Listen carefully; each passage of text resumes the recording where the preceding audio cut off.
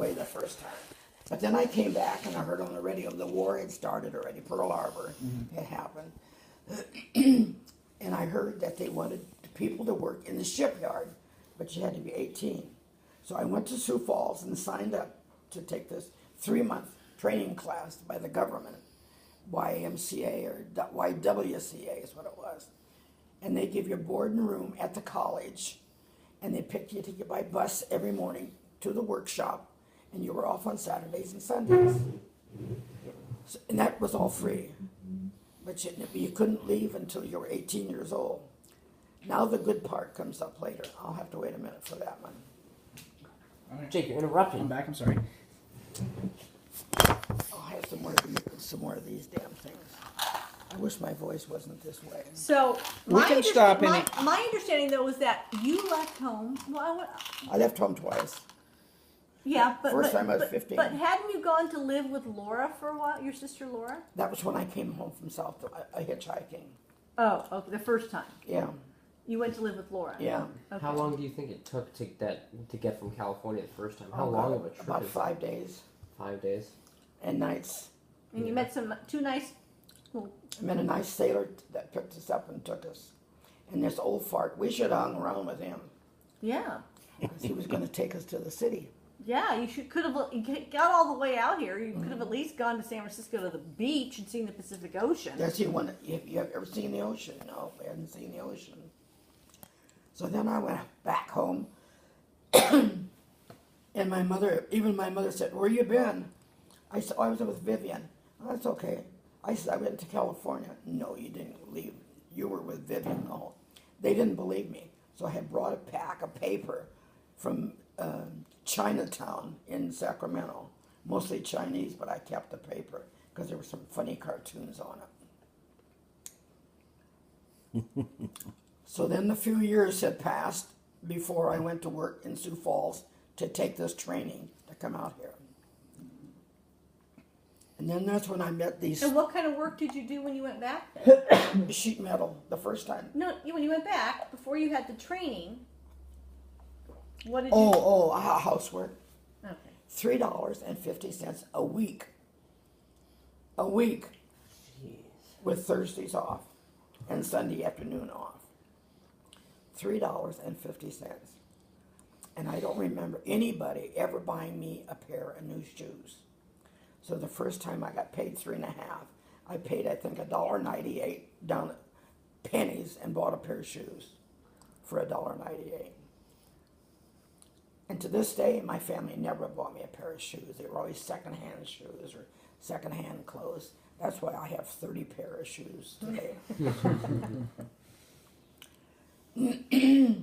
But on my 18th birthday, when we were in Sioux Falls, we knew we were shipping out the next couple of days. And you take the train then and go from Sioux Falls, and you got to go over into Minnesota somewhere, and then you end up in Omaha, Nebraska. So I'll tell you the night before we left.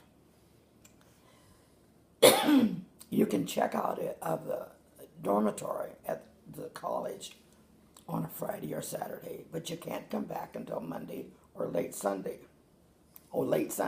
So you could go back to school on Monday. So if you left on the weekend, you had to stay out the whole time. You have to stay out, find a place. And we hadn't made any plans. We were going to stay, all 5 of us. But we were going to celebrate my 18th birthday. It was April the 3rd. And so we went to go to this, the bar we all went to, and you dance. You could bring your own liquor, but then you want to buy the mixed water or whatever. I think it was a quarter or a dime or something. And you meet the guys, and it was an Army Air Base. Sioux Falls was.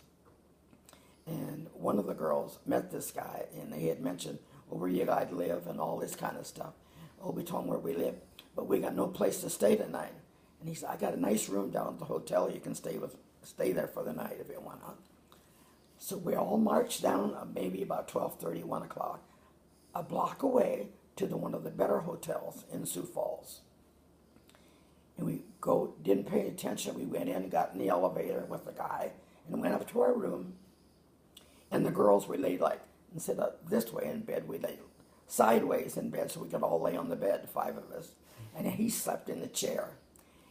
It was about 2:00 or 2:30. Knock on the door, and who came in but 2 policemen and the bellhop. What are you guys doing up here? Oh, we were sleeping.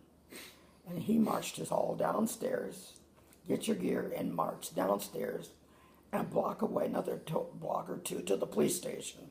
And they booked us that night, all 5 of us.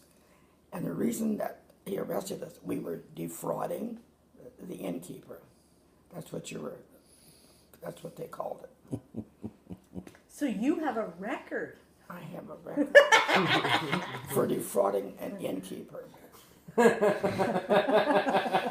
we had so much fun and we laughed so much about that. So we stayed there until noon. Hey, it's In free. jail. Free place to stay. And they brought us breakfast. There was we weren't all in one room. We had two different rooms at the jail. Cells. Cells. Yeah, there were cells. Excuse me. Did you guys take your cups and run it along the bars? No, we were half loaded, I think, getting sober. So they brought you breakfast, and it was black coffee and a big piece of, like, French bread, toasted. I'd never seen such a big, ugly piece of bread in my life. Well, I don't know what the other girls, I think, ate it, part of it. And there was a big Indian woman in one of the cells next to me. Native American Indian? Yeah. Okay. I said, oh, I don't want this. She says, can I have it? And I put it through the cell to her, and she ate it. She was in her glory. And so all we had was black coffee. So then the sergeant come in and released us about noon and told us we could go back. So then we went back to the dorm that day. And we all laughed about it for a long time, for years. I'm still laughing about it. So you spent your 18th birthday in jail. In jail.